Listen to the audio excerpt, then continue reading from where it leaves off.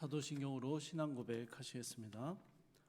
전능하사 천지를 만드신 하나님 아버지를 내가 믿사오며 그 외아들 우리 주 예수 그리스도를 믿사오니 이는 성령으로 잉태하사 동정녀 마리아에게 나시고 본디오 빌라도에게 고난을 받으사 십자가에 못 박혀 죽으시고 장사한 지 사흘 만에 죽은 자 가운데서 다시 살아나시며 하늘에 오르사 전능하신 하나님 우편에 앉아 계시다가 저희로서 산 자와 죽은 자를 심판하러 오시리라.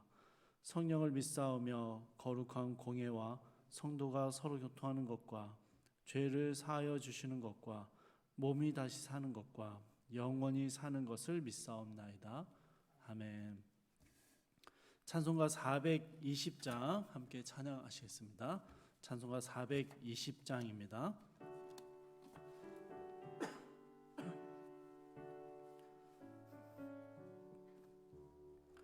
너 성결케 위해 늘 기도하며 너 주 안에 있어 늘 성경 보고 온 형제들 함께 늘 사귀면서 일하기 전마다 너 기도하라. 너 성결케 위해 내 머리 숙여 저 은밀히 계신 내 주께 빌라. 주 사귀어 살면 주 닮으리니 널 보는 이마다 주 생각하리. 너 성결케 위해 주 따라가고 일 다급하여도 당황치 말고 참 즐거울 때나 또 슬플 때나 너 주님만 믿고 늘 따라가라. 성결케 위해 늘 기도하며 내 소원을 주께 다 맡기오라. 너 성령을 받아 주 섬겨 살며 저 천국에 가서 더 잘 섬기리. 아멘. 오늘 함께 보실 말씀은 출애굽기 39장 1절에서 21절까지의 말씀인데요. 저희가 함께 읽기는 1절부터 7절까지의 말씀만 아침에 함께 읽도록 하겠습니다. 출애굽기 39장 1절에서 7절까지의 말씀 제가 봉독하도록 하겠습니다. 그들은 여호와께서 모세에게 명령하신 대로 청색, 자색, 홍색 실로 성소에서 섬길 때 입을 정교한 옷을 만들고 또 아론을 위해 거룩한 옷을 만들었더라.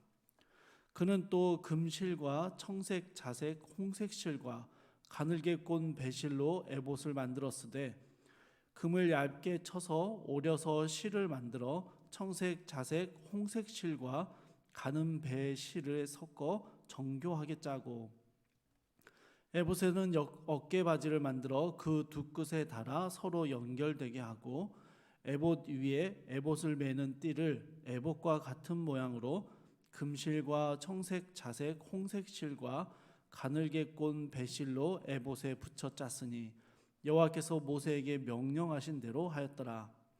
그들은 또 호마노를 깎아 금태에 물려 도장을 새김같이 이스라엘의 아들들의 이름을 그것에 새겨 에봇 어깨 바지에 달아 이스라엘의 아들들을 기념하는 보석을 삼았으니 여호와께서 모세에게 명령하신 대로 하였더라. 아멘. 오늘 본문의 말씀은요, 제사장과 대제사장의 옷을 제작하는 그 과정의 이야기를 담고 있습니다. 여러분, 출애굽기 후반부를 저희가 계속 아침에 묵상하며 살펴보는데요, 이 후반부에는 성막과 그 안에 들어갈 많은 물품들을 어떻게 만들어가고 있는지에 대해 하나님이 알려주신 대로 정해진 기술자들이 그 모든 물품들을 제작하는 이야기를 담고 있습니다. 여러분, 아마 비슷비슷한 내용들이 반복되기도 하고요. 본문을 다 읽어도, 꼼꼼히 읽어도 어떤 물건이 제작되고 있는지 눈에 이렇게 그려지지 않으셔서 조금 답답하시다는 생각도 드실 것 같습니다. 이럴 때는 실물을 이렇게 다 가져와서 보여드리면서 하나하나 설명해 드린다면 이것도 참 좋겠다라는 아쉬움도 좀 듭니다. 여러분, 제작되는 물품의 완성된 모습을 우리가 온전히 다 그려보기는 어렵지만 오늘 말씀에서 우리가 붙들어야 할 기도의 제목 몇 가지 정도를 함께 붙잡고 기도하는 시간을 갖도록 하겠습니다. 먼저는요, 제사장, 특히 대제사장이 입는 의복이 가지는 특징입니다. 대제사장의 의복은요, 성막의 재료들과 동일한 것을 사용했고요. 성막이 몇 개의 구역으로 나누어지는 것처럼 대제사장의 의복 역시 크게는 세 겹으로 껴입도록 되어 있었습니다. 성막이 하나님의 임재가 머무르는 거룩한 곳이었던 것처럼 성막과 유사한 형태의 옷을 입게 되는 대제사장은요, 역시 거룩함을 유지해야 하는 사람이었습니다. 성막이 이스라엘이 하나님과 만나는 장소였던 것처럼 이 대제사장은요, 사람과 하나님 사이에 서서 그것을 연결하는 중보자적인 역할을 감당해야 했습니다. 또한 여러분, 대제사장의 흉패에는요, 여러 가지의 보석들이 달려 있었는데 14절에서는 이 보석들 안에 12지파의 이름이 새겨졌다라고 기록되어 있습니다. 이것은 대제사장이 하나님 앞에서 전체 이스라엘을 대표하는 대표자로 서 있었다라는 것을 우리에게 가르쳐 주는 것이죠. 그런데 여러분, 이 대제사장이 거룩한 옷을 입고 거룩한 직분을 수행한다고 해도 이 사람은요, 여전히 하나님 앞에서 죄의 문제를 해결해야 할 한 명의 죄인에 불과했습니다. 뒤집어 생각하면요, 대제사장이 죄인이었기 때문에, 하나님 앞에 한 명의 죄인에 불과했기 때문에 이렇게 많은 다양한 의복을 입어야만 했고 하나님 앞에 정결 예식을 치러야만 했습니다. 그래야만 일시적으로라도 거룩함을 유지해서 하나님 앞에 거룩한 직분을, 중보자적인 역할을 감당할 수 있었기 때문이죠. 그래서 대제사장에게 입히는 옷이나 그가 해야 되는 정결 의식들이 굉장히 복잡하고 많은 이유입니다. 대제사장의 화려한 의복들은요, 그래서 도리어 인간이 스스로의 힘으로 하나님께 도무지 나아갈 수 없는 것, 대제사장조차도 거룩한 옷을 입고 정결 예식을 취하지 않으면 하나님 앞에 설 수 없는 죄인이다라는 사실을 우리에게 알려주는 것입니다. 참된 대제사장으로 오신 예수 그리스도께서는 화려한 의복도 율법이 정한 수많은 정결 규례들도 필요하지 않으셨습니다.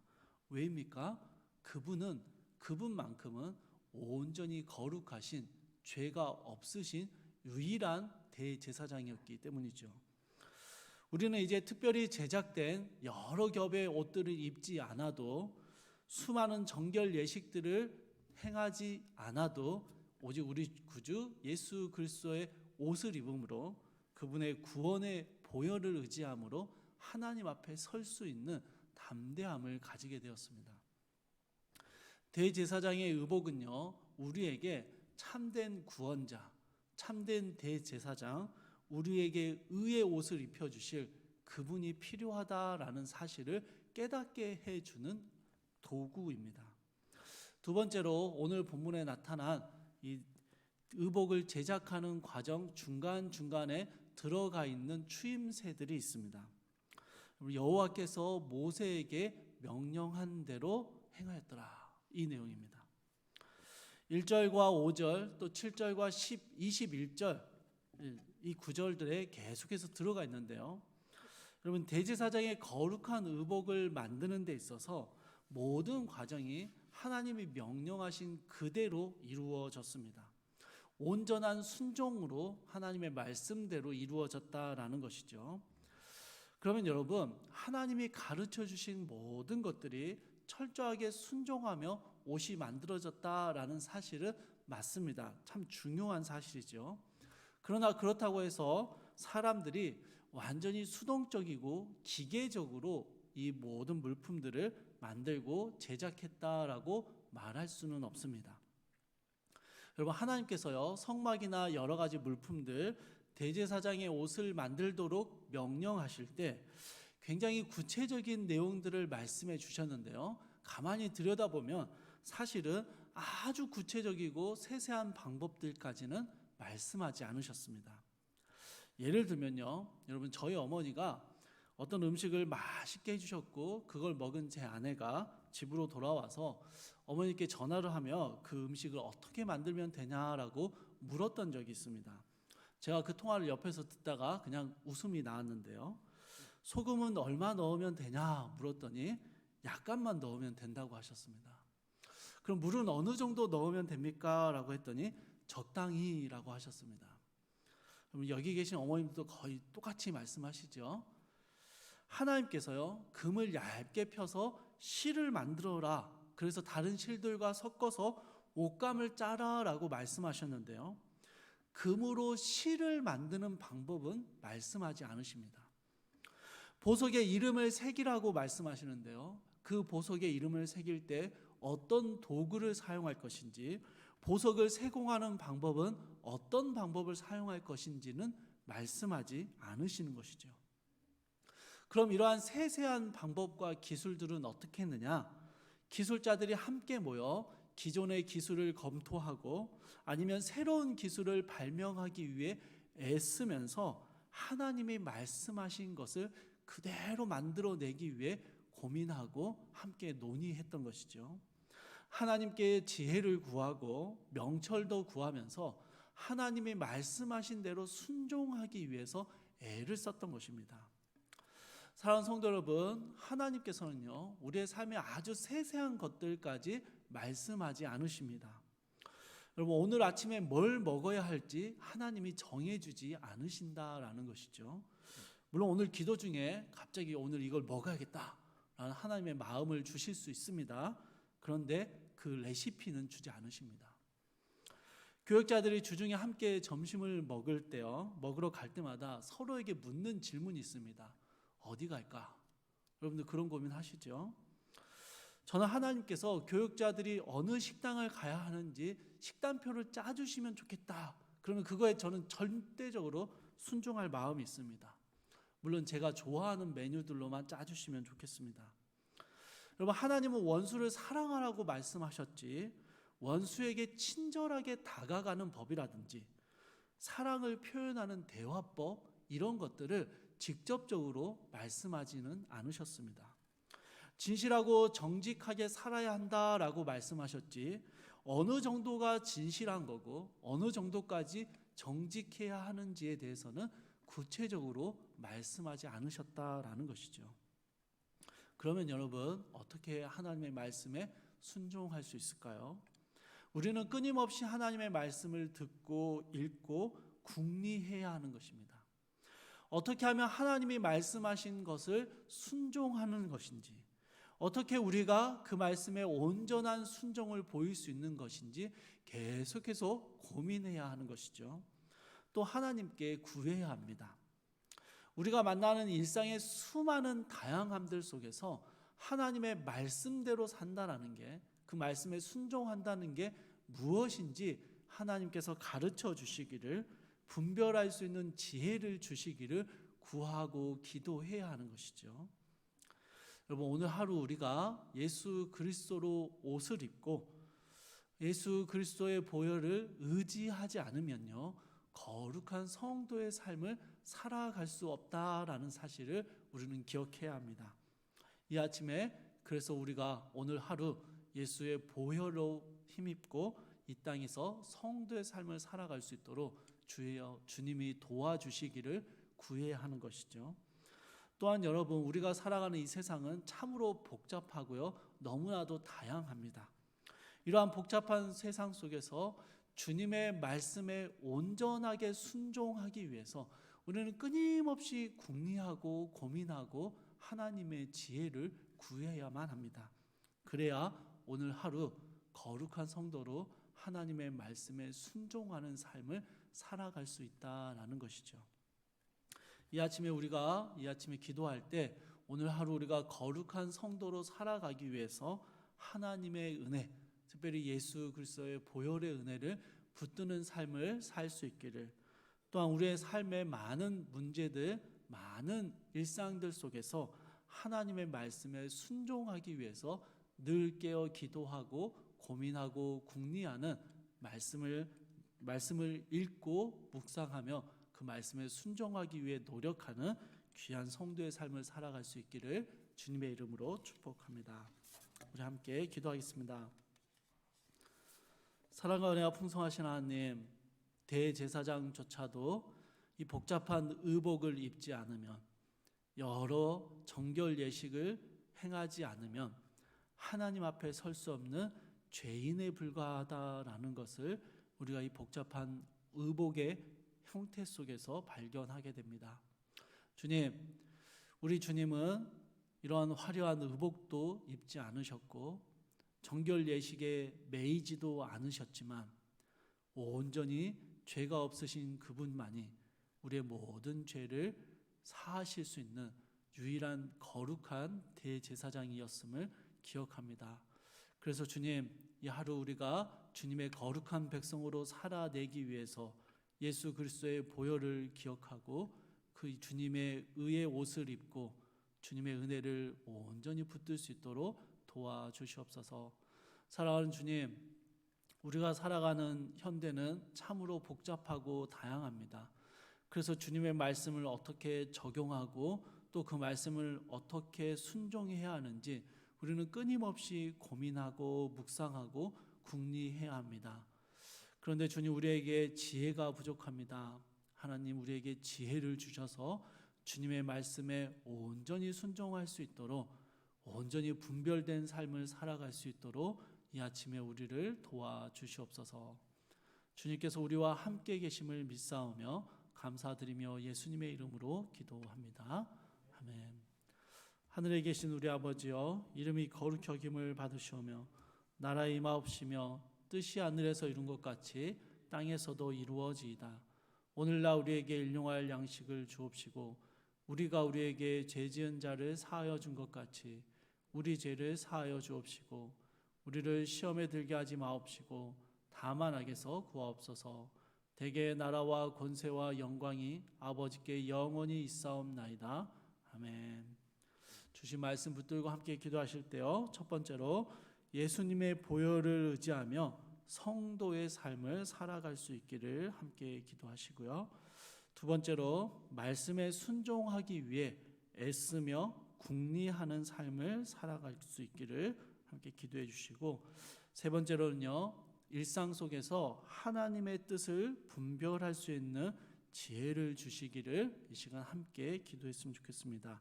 마지막으로 저희 계속 기도하고 있는 임직 선거를 위해서 기도해 주실 때 하나님 나라를 위한 귀한 일꾼들이 세워지기를 우리 주님 앞에 함께 기도하시고요, 개인의 기도 제목들 가지고 기도하시다가 자유롭게 돌아가시기 바랍니다.